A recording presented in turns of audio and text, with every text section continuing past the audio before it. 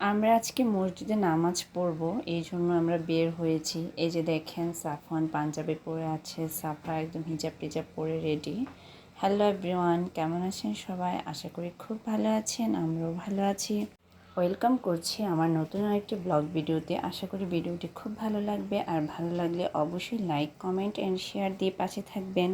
যদিও আমি দেশে কখনো মসজিদে নামাজ পড়িনি, অনেকে শুনেছি আহলে হাদিস নামে ওনারা মসজিদে নামাজ পড়ে, পুরুষ এবং মহিলারা। আমি কখনোই পড়িনি, তাই জাপানে নামাজ পড়াটা আমার একটা নতুন অভিজ্ঞতা ছিল। এই যে আমরা ট্রেন থেকে নেমে অনেক দূর, প্রায় আধা ঘন্টার মতো হেঁটে আমরা মসজিদে এসেছি। অনেকে চলে আসছে, যদিও আমাদের অনেকটা লেট হয়ে গিয়েছে, কারণ দুটা বাচ্চা নিয়ে বাসায় এত বেশি বিরক্ত করছিল। ওদেরকে রেডি করানো, আবার ওদেরকে নিয়ে আসা খুবই কষ্ট হয়ে যায়। মসজিদটা দেখে আমার খুব শান্তি লাগছিল, খুবই ভালো লাগছিল, কারণ বাংলাদেশে তো আমরা অ্যাভেলেবেল মসজিদ দেখতে পাই, কিন্তু এখানে আমি আসার পর থেকে এই মসজিদটা এর আগে একবার দেখেছিলাম, আর আজকে এটাতে নামাজ পড়তে এসেছি। তাই অন্যরকম একটা প্রশান্তি লাগছে, মনের মধ্যে খুব শান্তি লাগতেছে। এখানে ঢুকেই সব মুসলিমদেরকে দেখতে পাচ্ছিলাম, তারপর আমরা বাঙালিরা ছিল, তাই আরও বেশি ভালো লাগছে। এখানে শনিবারে খাবারের আয়োজন করা হয়। এটা মনে হয় ইন্দোনেশিয়ান একটা মসজিদ, যদিও আমি শিওর না। আর সাফা যেখানে যায় সেখানেই খুব চুপচাপ, একদম নিরিবিলি, কোথাও তেমন দুষ্টামি করবে না। কিন্তু ওই যে অন্য একটা বাংলাদেশি ভাবি, ওনার বাচ্চা দুইটা, হয়তো ওনাদেরকে অনেকেই চেনেন।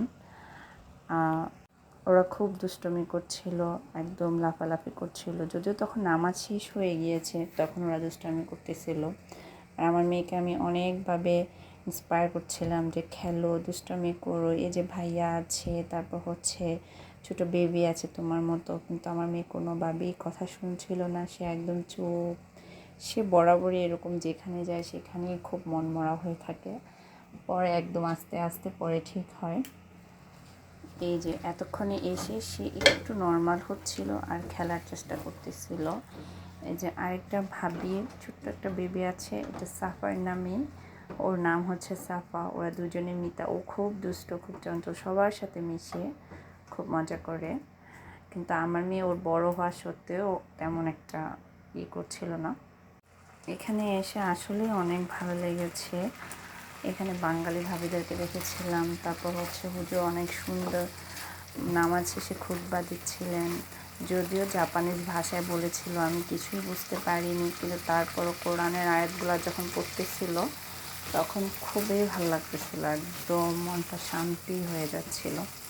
নামাজ শেষ করে আমরা বের হয়ে যাই।